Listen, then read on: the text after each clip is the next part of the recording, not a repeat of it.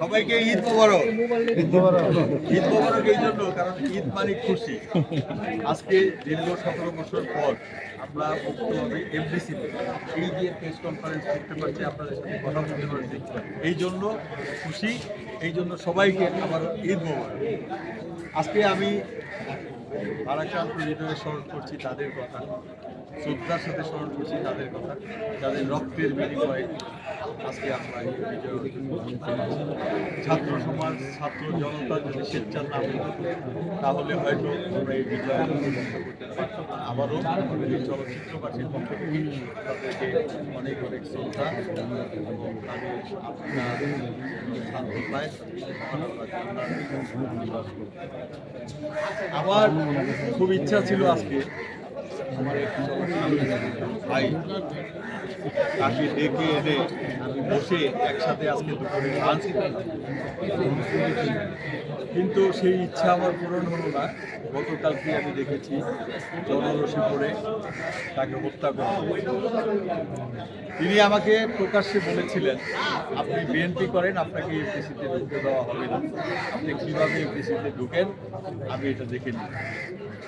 আমি চেয়েছিলাম যখন আওয়ামী লীগ ক্ষমতায় থাকবে না তখন তাকে নিয়ে বসে একবার দুপুরবেলা লাঞ্চ করবো, বিরিয়ানি খাবো। আজকে সেই সেলিম চেয়ারম্যান আমাদের নেই, আমি দোয়া করি আল্লাহ যেন তাকে জান্নাত বাসী।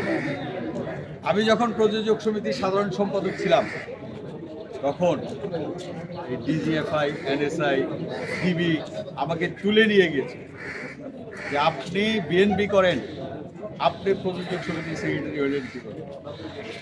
আমরা যখন একটা চলচ্চিত্র নিয়ে চলচ্চিত্রটাকে যখন আমরা স্টেট ওয়েতে নিয়ে যেতে চেয়েছিলাম, কিছু লোক আমাদের বিপক্ষে ছিল। আমি বিএনপি করি এটাই তাদের সহ্য ছিল না।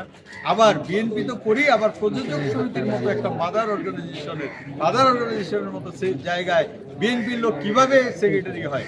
আমি এই কয় বছরে আসলে অনেক কিছু আমি বলি নাই, মাঝে মাঝে আমার বাসায়ও অনেক ঝামেলা করছে, অনেক কারণ এলাকার লোক তো জানতে হবে আমি বিএনপি করি, জড়িত। তা আমরা সেই কথা বলবো না, শুধু একটা কথাই বলতে চাই, 17 বছর পর আবার স্বাধীনতা আমরা ফিরে পেয়েছি, আমরা মুক্তভাবে কাজ করব। এই এফডিসিটা আমাদের, ওরা যেভাবে আমাদেরকে গলা টিপে ধরেছে, আমাদেরকে কথা বলতে দেয়নি, আমরা তাদেরকে স্বাধীন করি।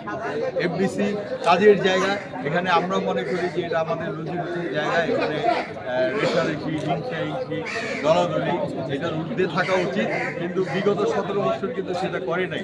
আমি মনে করি যে আমরা সেটা করব না, আমাদের সবাইকে ধৈর্য ধরে কাজ করতে হবে।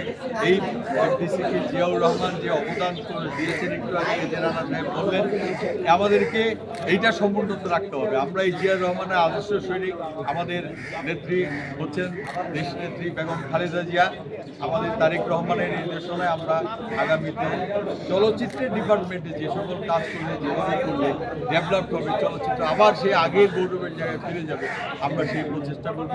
আবারও সবাইকে ঈদ মোবারক জানিয়ে আমি আবার বক্তব্য শেষ করছি।